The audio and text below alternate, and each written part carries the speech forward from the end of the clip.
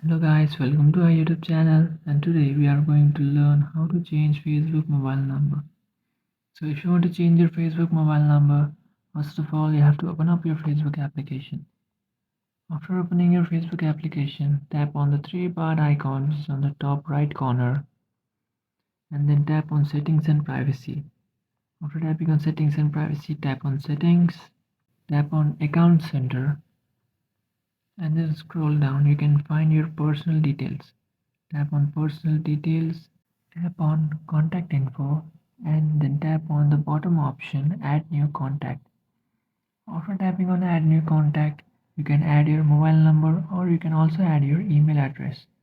So now tap on add mobile number. So in first blank you have to enter your mobile number. After entering your mobile number you have to choose account. After choosing an account, tap on next. So this is how you change your Facebook mobile number. If you have any doubts, feel free to comment below. Thanks for watching.